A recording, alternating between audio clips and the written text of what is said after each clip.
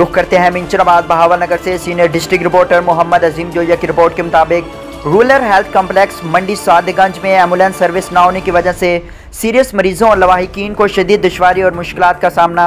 District इंतजामिया ambulance service की फराहमी को यकीनी बनाए। रूरल हेल्थ कम्प्लेक्स मंडी सादगंज में एम्बुलेंस की सहूलत न होने की वजह से मंडी सादगंज की शहरियों और बॉर्डर एरिया के 84 देहातों की आवाम को शदीद परेशानी से दो चार होना पड़ता है।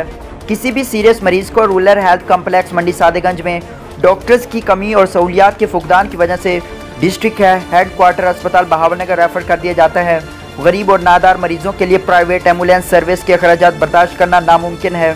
डिप्टी कमिश्नर और चीफ एग्जीक्यूटिव ऑफिसर हेल्थ ज़िला बहावलनगर RHC मंडी सादगंज के लिए एम्बुलेंस सर्विस की फराहमी के लिए अहकाम सादर फरमाए जाएँ ताकि नादार मरीज़ एम्बुलेंस और एमरजेंसी की सूरत हाल में बर वक्त मेडिकल ट्रीटमेंट और बुनियादी सहूलियात से मुस्तफ़ीद हो सकें।